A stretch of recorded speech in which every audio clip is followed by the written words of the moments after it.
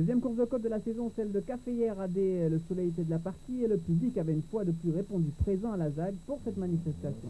1,5 km était au programme pour une dénivellation de 10%. Nous commençons par le challenge Peugeot 106 et une révélation à l'image Patrice Basile qui confirme son panache.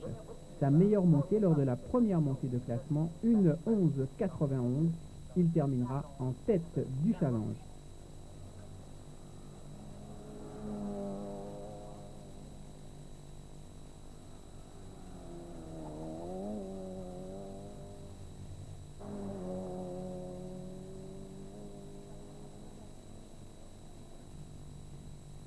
Quant à Myriam Coyer qui court hors challenge, elle ne démérite pas. Elle confirme ainsi tout le bien que l'on pense d'elle. Une meilleure montée, ainsi que ses 3 temps, une 12,19, une 12,13 et une 12,16. Elle nous a d'ailleurs avoué à la fin de cette compétition qu'elle attendait impatiemment la venue des rallyes.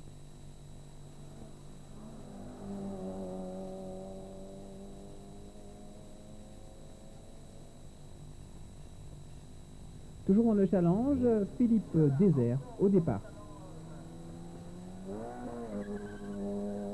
C'est indéniablement le grand battu de ce challenge 106, Philippe Désert, qui nous a avoué sa déception.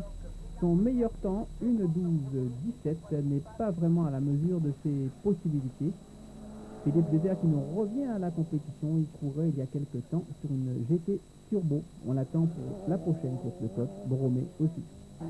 A noter une forte délégation martiniquaise composée de pas moins de 7 pilotes, absents par contre Dumas et Litté qui n'ont pu effectuer le déplacement.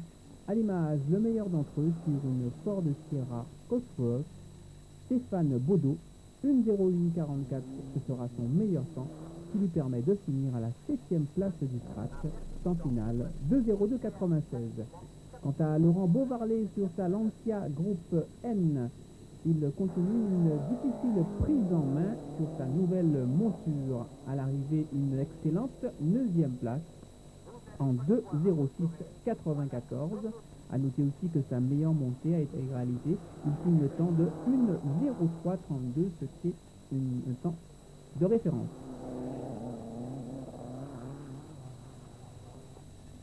Altis Thierry sur sa Renault 5 GT Turbo continue lui aussi son apprentissage. Belle performance et belle 14e place en 2,1059. Il donne tout ce qu'il y a dans le ventre dans la 3e montée de classement et pulvérise ses temps en 1,0480, 1,0480. Bravo Thierry.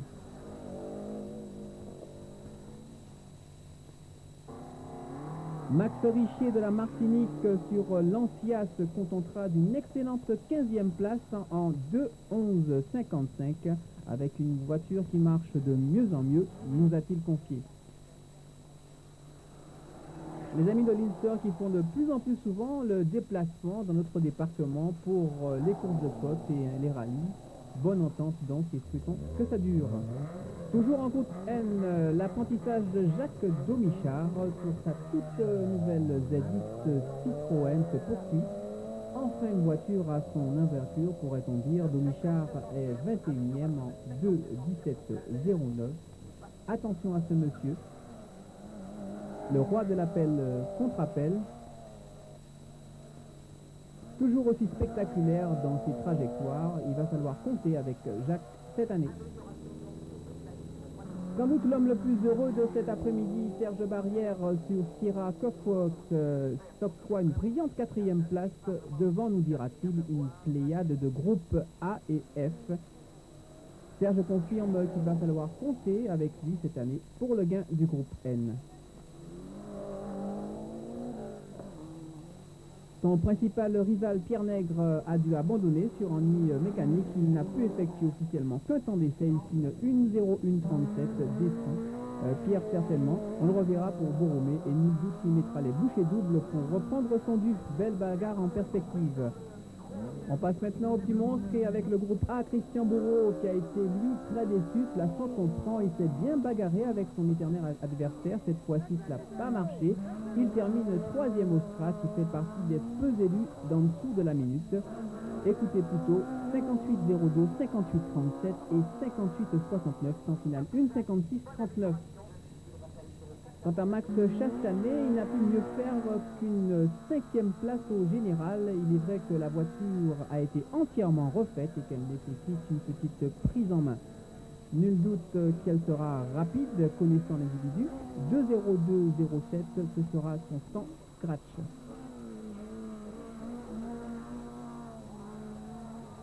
Max qui reste un pilote très spectaculaire.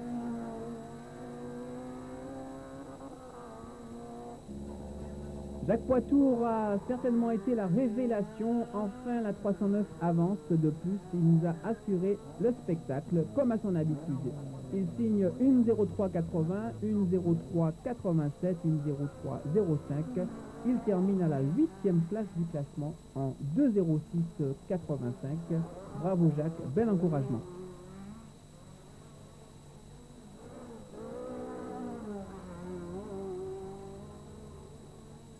Mais la palme du spectacle revient au duo Badlou-Pradel-France qui ont enchanté le public par leur prouesse en double monte. Ils se sont rendus coup pour coup à l'arrivée, 40/10 les séparent. C'est France qui l'emporte en 2,07,15 contre 2,07,55. Spectacle de haute facture, 2 roues, 3 roues. C'est super.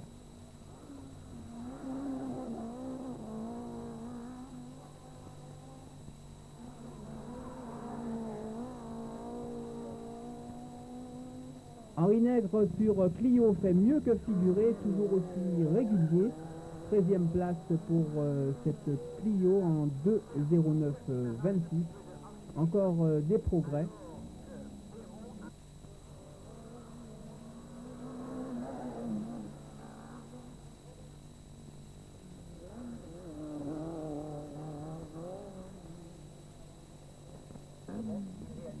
Et pour finir ce groupe A, Frédéric de Rennes qui depuis l'année dernière prouve que le sport automobile peut se concevoir avec des petites voitures.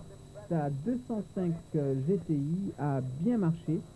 Peut-être qu'elle manque un petit peu de puissance. Il occupe la 16e place en 2,13,29. Mais c'est vrai que cette bombe, eh bien, elle est spécialement faite pour les rallyes. Nous passons au groupe F, les grosses carburations. D'abord Max Berville sous sa nouvelle monture 205 Peugeot 16S qui a en quelque sorte pris sa revanche puisqu'il devance Bourreau de quelques dixièmes. Max le Magnifique a trouvé le bon réglage, il a littéralement avalé les courbes du tracé. À l'arrivée, une sensationnelle 2e place, il appartient lui aussi au club des moins de la minute, 57,95, 58,31 et 58,02. Le chrono a paniqué. Pierre Villemain au départ qui a troqué sa Sierra contre cette puissante Renault 5 Tour de Corse. Résultat, il fait moins bien que lors de la course de côte de Bananier. Il se classe 6e, son temps final 2,02,43.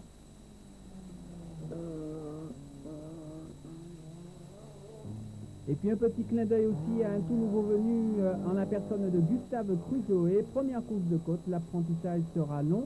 Nul doute que ce garçon déterminé arrivera à ses fins.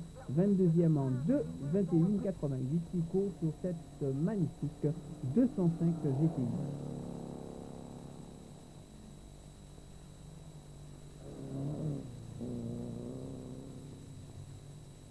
Que dire de la Chevron de Franz Owen? Le chrono cette fois s'est arrêté en dessous des 58 secondes. Il améliore à chaque montée. 57,42, 56, 54, 56, 17. Seul vainqueur du jour. 52, 71 et de 2 dirons-nous, puisque c'est son 2e succès. Et comme il le dit, souhaitons que ça dure.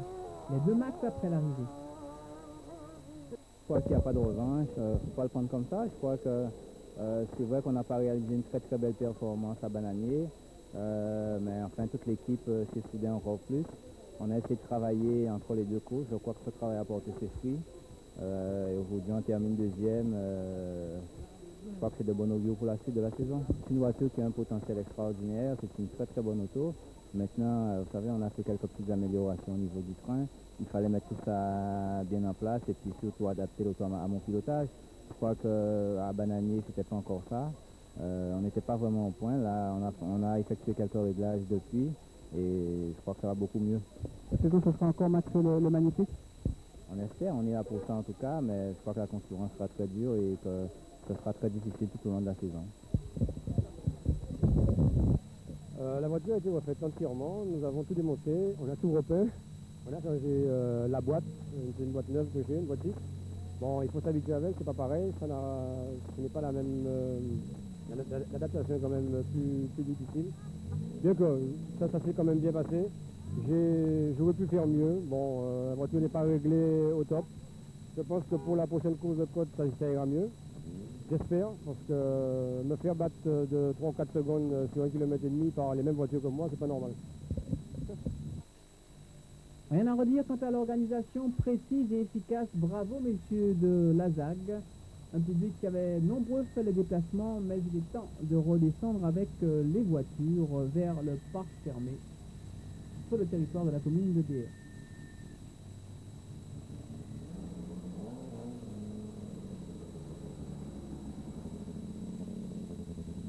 Entrée au parc fermé, toujours aussi apprécié, on souffle, on décompresse. Fini les pressions, c'est le temps des réactions. D'abord, celle d'Olivier Badé. J'ai couru sur la voiture du Guad encore une fois. Ça s'est pas trop mal passé, on s'est bien amusé, on s'est fait des petites frayeurs, on a bien amusé le public avec des 2 roues, des 3 roues. Bon, on se donne rendez-vous pour Boromé. Il n'y a pas de problème avec la Clio de Kama, la blanche, que tout le monde connaît. Laurent Beauvarlet. Je dirais que la prise en main continue de se faire. Aujourd'hui, je suis un petit peu plus à l'aise. Bon, malheureusement, nous avons des adversaires qui en côte ont quand même beaucoup plus de puissance que nous. Donc, je dirais que j'espère que la prise en main sera finie pour les premiers rallyes. Et j'espère être un peu plus concurrentiel par rapport à la concurrence au niveau du rallye. François Langlois. Il y a premièrement une très bonne organisation. Ça nous change un petit peu. Bon, on est venu pour voir un petit peu puis pour connaître la voiture. On vient de la recevoir, c'est une voiture d'origine, on n'a pas encore de suspension, on n'a pas l'embrayage, choses comme ça. Mais c'est bien organisé, il y a de bons concurrents. Et on espère faire évoluer la voiture, mais on reviendra, ça c'est sûr. Philippe Désert. Je suis assez déçu parce que Basile est encore devant. Bon, les temps ont l'air de se rapprocher un petit peu, mais je suis encore derrière. Donc il reste beaucoup de travail à faire et on verra à Boromé. Patrice Basile. Je suis arrivé sur cette deuxième course de côte comme je suis arrivé sur la première, c'est-à-dire en ayant dans l'idée de faire ma course et sans m'occuper trop des autres. Et puis au fur et à mesure des montées, j'ai vu que ça allait de mieux en mieux. Et puis c'est vrai que le stress est là et que comme c'est ma première saison, donc tout ça je le découvre. Mais apparemment, bon, au fil des courses, mon expérience augmente et j'arrive de mieux en mieux à contrôler la voiture, à cerner un petit peu les endroits où je peux prendre des secondes et j'espère que ça va continuer comme ça. Gustave Crusoe. Pour la voiture, tenue de route, ça va, mais au niveau moteur, je pense qu'il y a des améliorations à apporter. Parce que bon, j'ai eu des petits problèmes de carburateur. Et bon, je pense qu'à la suite, je pourrais arranger ça le plus vite que possible pour la prochaine course. Jacques Domichard. La voiture, bon, ça va de mieux en mieux, c'est-à-dire que bon, on a limité les dégâts aujourd'hui. À Bananier, on s'était fait mettre 2 secondes. Là, on a limité un peu, c'est 1 seconde. Donc je pense qu'à Boromé, ce sera rien ou... Non, c'est-à-dire que c'est progressivement parce que la voiture, on ne peut pas rouler avec tous les jours. Donc on profite des courses de côte pour la prendre en main pour les rallyes en particulier. Mais on ne joue pas vraiment le panache comme... on n'essaie pas d'aller chercher Calvel, si c'est ce que... Ouais. Pour le moment, ça nous satisfait de bien terminer et de bien représenter la marque. Christian Bourreau. Je pense qu'aujourd'hui, j'ai fait une petite contre-performance par rapport à d'habitude. Bon, la voiture n'a pas vraiment très bien marché, j'ai des problèmes moteurs depuis ce matin. Je connais l'origine, donc on va tâcher de se pencher dessus.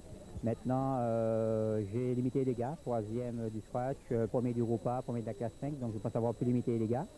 Comme je vous ai dit, cette saison sera longue, elle ne se gagne pas sur une course. Bon, je pense qu'au niveau de la côte, ça sera très difficile de gagner France cette année. Il a vraiment la voiture taillée pour ça. France a fait une très belle course, il a fait de super temps, mais ça n'étonne, enfin, personnellement, ça n'étonne pas, compte tenu du tracé et de la voiture que France possède. Maintenant, Je pense que la saison ne fait que commencer, donc on va préparer le reste des courses. Et j'espère surtout que ma contre-performance d'aujourd'hui, pouvoir prendre ma revanche à Borromée. Serge Barrière. Ah, pour moi, ça peut pas être mieux, puisque je crois que je gagne le groupe N et je suis 4e au scratch devant une pléiade de groupe A et de groupe F. Je suis presque étonné moi-même, donc ça a super bien marché, l'auto était vraiment parfaite et je pense que j'ai été bien aujourd'hui.